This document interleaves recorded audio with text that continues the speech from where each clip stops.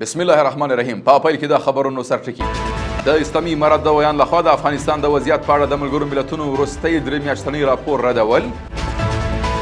د چین د یو شمېر پوهنتونونو له چارواکو سره د مولوي عبدالسلام حنیفي لیدنه او د غزې په تړانګه کې د اشغالګر رژیم د بریدونو په پایله کې د لږ تر لږه 82 فلسطینیانو شهادت.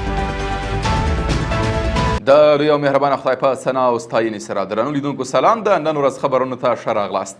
نن شنبه د 1404 کال د غبرګولي 11مه نیټه ده.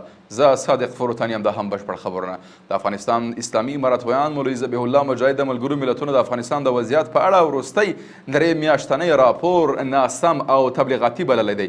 ښاغلی مجاهد په یوه اعلامیه کې ویلي چې په دې راپور کې جنایي پیښې د امنیتي پیښو په توګه تعبیر شوي دي. په داسې حال کې چې ورته پیښې د افغانستان په پرتله په ډېرو هیوادونو کې ډېر ځله پیښیږي. هغه زیاته کړه چې ملګري ملتونه او ورته ادارې تل د افغانستان غلط انځور وړاندې کوي او هڅه کوي چې د هیواد وضعیت ګډوډ وشي او پرمختګ له پامه وغورځوي.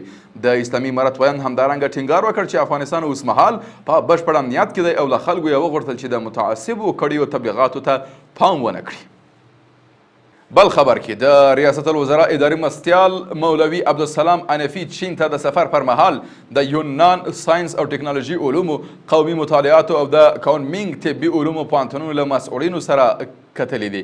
ارګ د یوه خبرپاڼې په خپرولو سره ویلي چې په دې کلیدنه کې د افغانستان او چین د پوهنتونونو ترمنځ د علمي او څېړنیزو اړیکو پر پراختیا، د سیمینارونو پر جوړولو او د دواړو هیوادونو د پوهنتونونو ترمنځ د علمي، څېړنیزو او ټکنالوژیکو تجربو پر تبادلې خبرې شوي دي.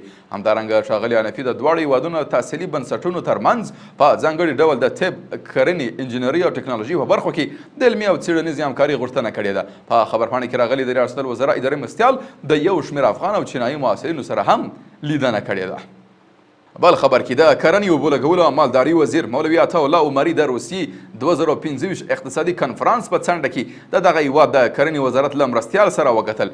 د کرنې وزارت په یوه خبرپاڼه کې ویلي چې په دې لیدنې کې د افغانستان او روسیې ترمنځ د کرنې اوبو لګولو او مالداري په برخو کې د همکاریو پر پراختیا خبرې شوي دي. همداراز دواړو لورو د کرنیزو محصولاتو پر صادراتو او وارداتو د اوبو لګولو سیستمونو د ښه والي او د دواړو هیوادونو ترمنځ د توکو د لیږد لپاره د نږدې او بدیلو لارو په اړه بحث کړی دی. بل خبر کې الجزیرې خبري اژانس په غزه کې د روغتیايي سرچینو له قوله راپور ورکړی چې تېره ورځ د غزې په تړانګه کې د صهیونیستي رژیم په برید کې لږ تر لږه 82 فلسطینیان په شهادت رسول شوي دي. د راپور پر بنسټ 34 تنه قربانیان د اسرائیلي اشغالګرو لخوا د غزې تړانګې په مرکز او جنوب کې د مرستو رسولو په مرکزونو کې د ډزو په پایله کې شهیدان شوي دي. دا بریدونه په داسې حال کې دوام لري چې په غزې تړانګه کې بشري ناورین او د لوږې ګواښ زیات شوی دی.